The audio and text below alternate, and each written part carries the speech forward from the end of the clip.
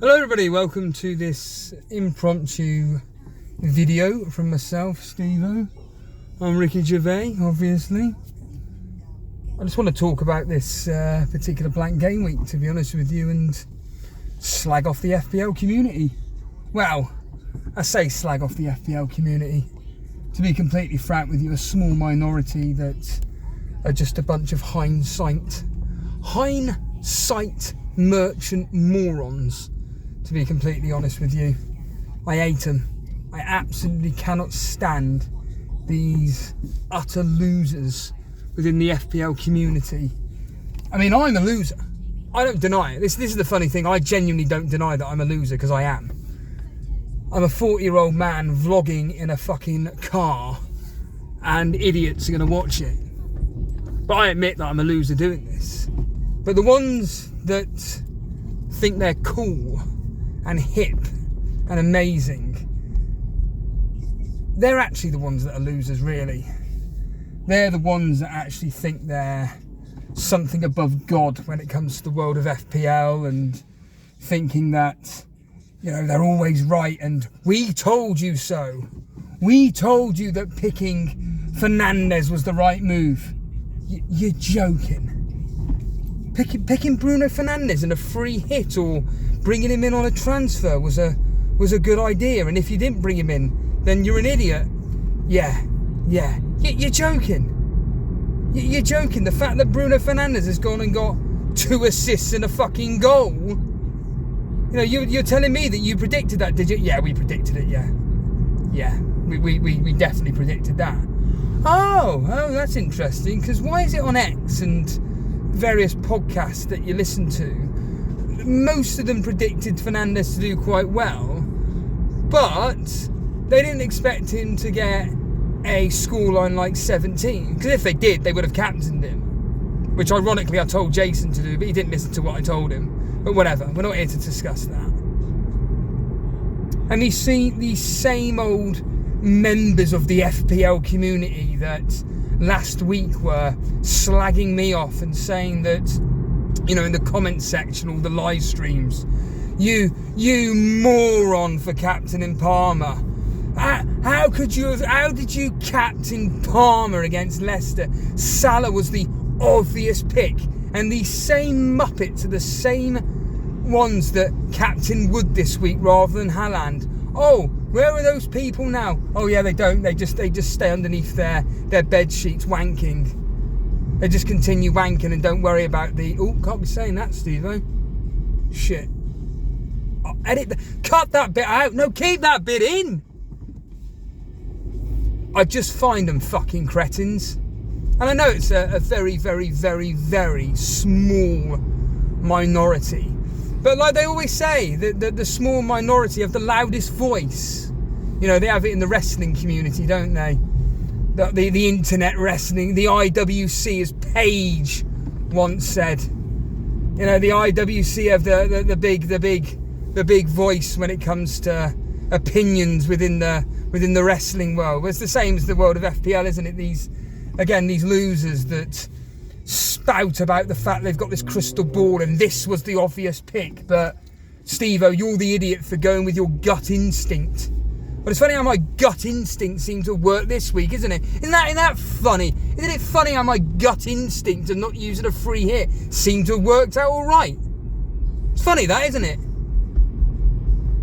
You know, because the truth of the matter is, nobody, whether it's me, whether it's you watching this shite right now, don't have a fucking clue how the world of football works. Yes, when it comes to the world of FPL, there are decisions that you can make which are pretty much template and obvious. And this is when it goes fucking dark. I know you can't see me, but I'm just going to deliberately continue playing while this amazing song has just come on Kerrang Radio. Oh, brilliant. Here we go. Fucking brilliant. A bit of Ennett Shikari there, Jesus. Probably the song of Rudbar of talk here. Yeah, so anyway, what was I talking about? Oh yeah, the Muppets and the FPL community space. Forgot about that, yeah. I can't believe how dark that bloody road is.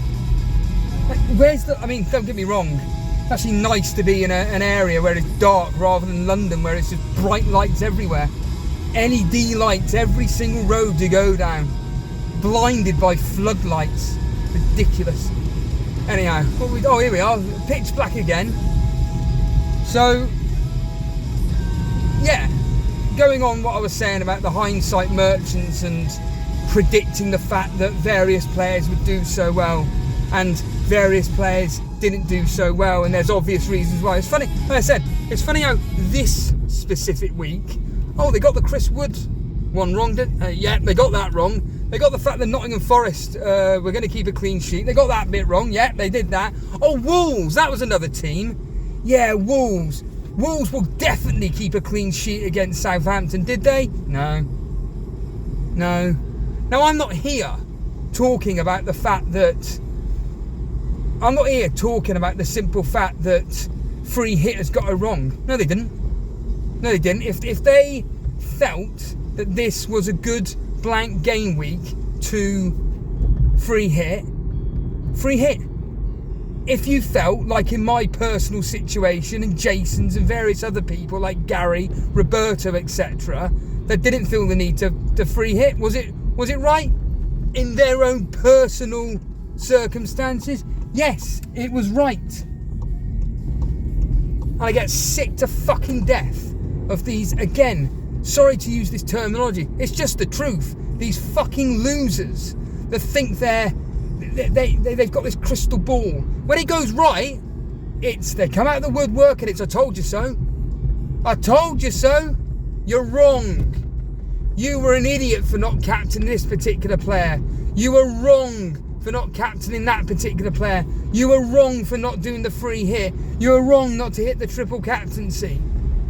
This is one of the reasons why next season, regarding whether I play this Poxy game or not, or whether I continue with Elite FPL or not, this is one of the many reasons why I just will not care for not playing it or creating content, because of these utter losers that come out of the woodwork. These cretins that are more than happy to tell you when you're wrong, when you're right.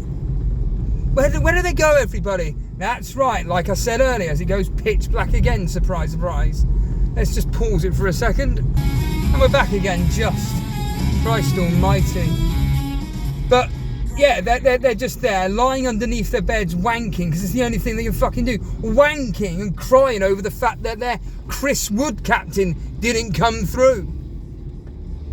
Or the fact that their Nottingham Forest defender that wasn't named Milinkovic didn't keep a clean sheet or get an assist or a goal. Nuri didn't come through. They're just fucking cretins. I say this a lot about the shite content that I create. Is I only do this just to get this shit off my chest. Just to literally get it off my chest. And nobody even bothers listening or watching. Well done to you. Well done. What did Ricky Gervais say on one of the podcasts? He goes, we had a correspondence, Ricky, Steve says. Yeah, we had a correspondence, Ricky, about the fact that, now you're charging for the podcast, you've stopped swearing. What do you think about that with that, Ricky? To be honest with you, Steve, he's a cunt, and I don't care. Brilliant! Now, in my case, I do care.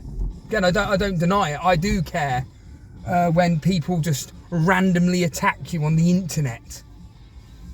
Now, people like Gary could argue, don't let it get to you. That's not an impression of Gary, but just in a generic voice. But when you do create content for the good of wherever it may be, in this specific case, in my own personal reasonings, because I play a hobby which I like to talk about, and there are other people on this planet across the whole fucking world that want to hear an idiot like me in Britain talking about Fantasy Premier League, that they want to listen. And I like talking about it. But like I state, when game weeks like this kind of end with I was kind of right, and I was kind of wrong. Did I expect Man City to do well against Brighton? Yes. Did I expect Haaland to get a double-digit score, though? I was hoping so, but no. Was I expecting Chris Wood to do well against Ipswich? Yes. Did I expect him to get a double-digit score? Well, ironically, probably yes. Did I expect Wolves to keep a clean sheet against Southampton? No, I didn't. As I stated a billion times on the streams and videos that me and Jason have done together. Does that make me a genius? No. Does it make me someone with a crystal ball and knows the future? Not really.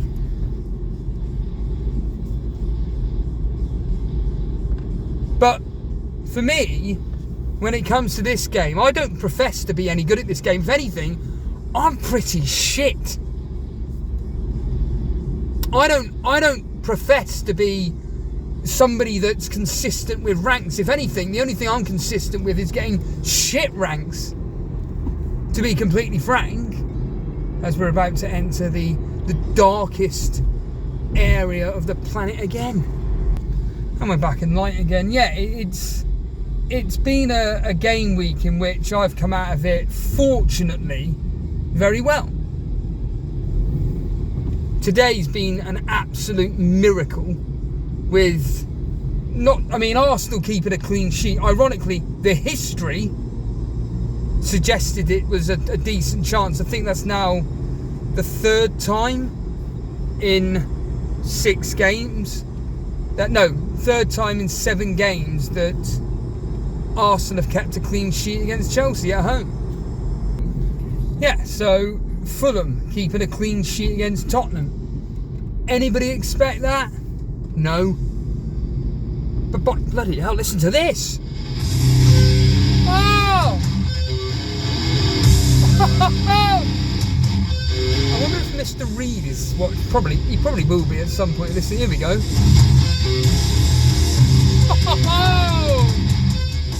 The machine headed Davidian. Now, I think the song's overplayed, but for a tin pot video like this, superb stuff.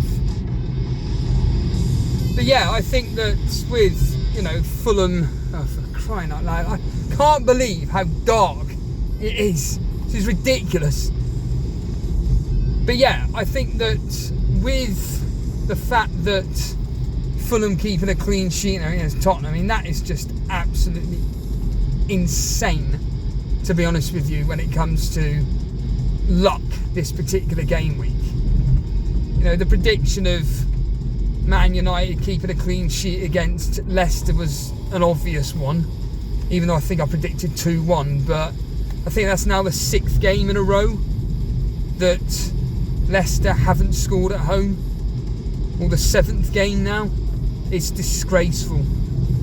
It's absolutely fucking disgraceful. And then, of course, like I stated, the players that scored for Arsenal, not many people other than Gary, who had Odegaard, gets anything.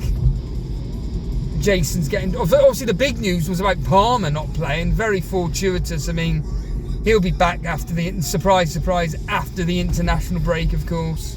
He'll be back all fired and ready to go. But again, very fortuitous that he didn't come through. And did that have an effect on Chelsea's performance against Arsenal? I don't know, and I don't really care. But it's just the whole thing with Fernandes. I watched basically the first half, and I saw the goal and I just rolled my eyes. Again, it's another one of those assists where it's, Højlund ran past about 500 people and he got the ball about half an hour ago. Yeah, it's classed as an assist, but whatever.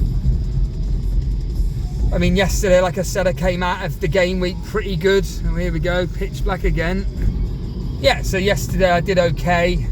And me and Gary both agreed that we're on par with most free hitters. And like I say, if I ever go on the X account for Elite FPL, I've got a lot of the content creators, FPL content creators, obviously, being followed. And I see the majority of what their teams have done, and it's like, oh, I've done pretty much exactly the same thing. So, well, hold a minute, Mr. Reed. Here we go, one for you.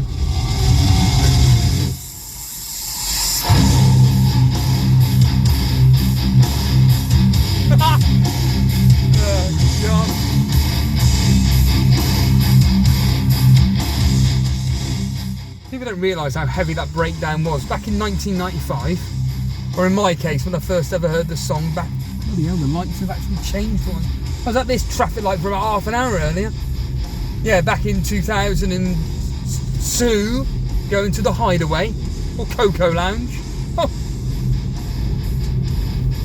Used to see Dave in the middle of the pit and Jamie air guitaring. Fantastic stuff.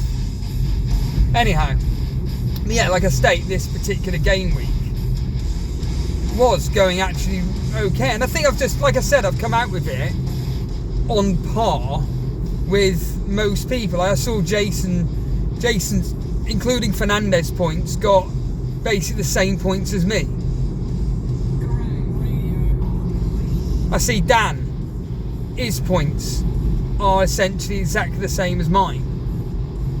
Essentially, if you had Fernandez, you've fucked everybody up. Now, depending on what your position is within rivals and everything like that, Fernandez is the one that's really taken people to the next level. Me having Timber, Gabriel and Robertson, amazing. Oh, but Fernandez has just cancelled them out. Like, it's a joke. But unfortunately, that's the position that I find myself in, where this player who Amaron and Man United are so reliant on, and I said it to my mum earlier, we were talking about, my brother was asking me about, well, we were talking about LeBron James, and I said about his resting methods and training methods. We were just talking about that. What a conversation that was. And then I was just saying, well, at the end of the day, because he asked me about Ronaldo, and I said, look, truth of the matter is, in the world of football, there are players out there like Ronaldo and Messi that no one has come close to since. You have the likes of, potentially the likes of Bale, for instance, or Mbappe, that, you know, are close, but truth be told, Messi and there's a reason why I just said that.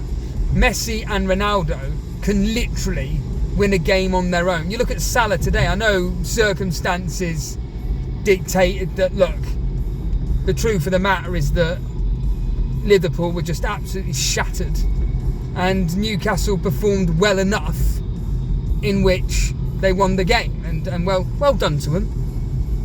You know, well done to Newcastle for winning, as patronising as it sounds, but it's just the truth. But Liverpool were absolutely battered. But you put Messi in that, or Ronaldo in that Liverpool team, they may come away with a draw, because they can take the games by the scruff of the neck. That's the kind of players that they are. Salah isn't like that. Salah's a magnificent player, but even this season, the reliance on penalties.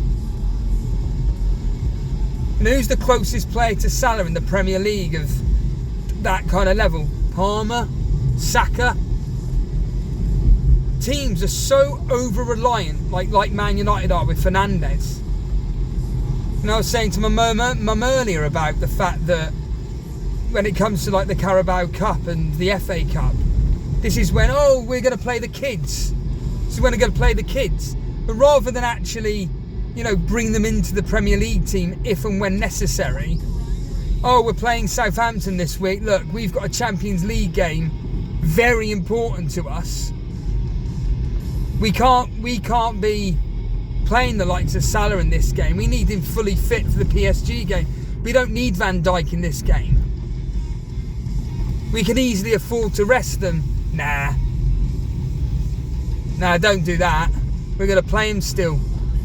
Brilliant. So what happens? Look, it could have ended 1-0 PSG anyway, and Liverpool still go out with penalties. But I think there's probably more of a higher chance if, for instance, Liverpool's key players didn't play in that particular game against Southampton and would have been at a full rest so then they can play against PSG. Again, I'm probably speaking absolute shite, but you know deep down that I'm right. And yeah, Newcastle deserved to win that game. And look, Liverpool have won that cup enough times for their fans just to have a day out to Wembley. You know, what was it? If they'd have won, it would have been a record, 11 times winning it if they'd have won. And they didn't. They've won it, what was it, 3 times out of the last 4 seasons? It's like Man City winning the Premier League. Yeah, it's great to win, but yeah, we're concentrating on the Champions League. That's what we're doing. We're just concentrating on the Champions League. And yeah, I think Arne Slot has made a bit of an issue there with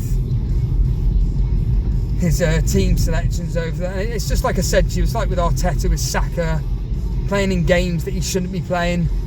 Same with Almiron, with Fernandes. Just overplayed. I know, like I said, ironically me saying this when Fernandes has done what he's done today, but still.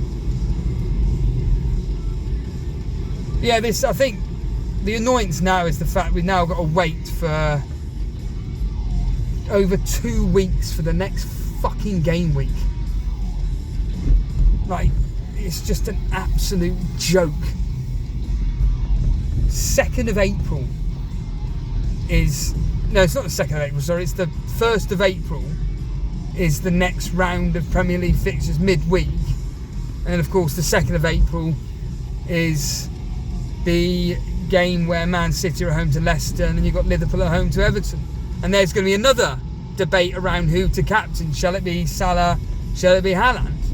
And of course, again, all these hindsight merchants, if they captain Haaland, that's the right decision. And if Salah blanks, it's, well, we told you, Haaland was the best option. He was playing Leicester at home. It was a Merseyside derby. What were you thinking? Then if it's the other way round and Salah goes and scores big and Haaland does nothing, it's the same fucking thing. Well, you're backing a player in Haaland who's out of form at the moment, has done nothing over the last several game weeks. What were you thinking? Salah at home, he's amazing. In my opinion, it is, again, just a toss of a coin. If you own both, it's going to be a very difficult decision on who to captain. For me, as it stands right now, it probably is going to be Leicester at home for Haaland. As it stands right this second, as I speak, driving my car through Torquay. But the closer we get, the more information we're going to have. I've already thought of my transfer. It's probably going to be Vardiol in for Trent Alexander-Arnold. It's looking like Trent's going to be out for a while. So, but again, I can wait a few weeks for him to see if he's going to be ready or not. That's what I can do, as this fan in front of me hasn't got their lights on. Dear oh dear, I could probably switch the camera around, but the problem is, as I will see, is that it's got its torch on. I think it's got its torch on. I'm sure it has. You want your lights, mate? As Peter K says. Your lights! As Peter K says, where's your lights? Still hasn't got them on. Anyhow, I don't know. That's enough waffling for today. I'm sure no one watched that. Thanks for watching. Let's get the fuck out of here.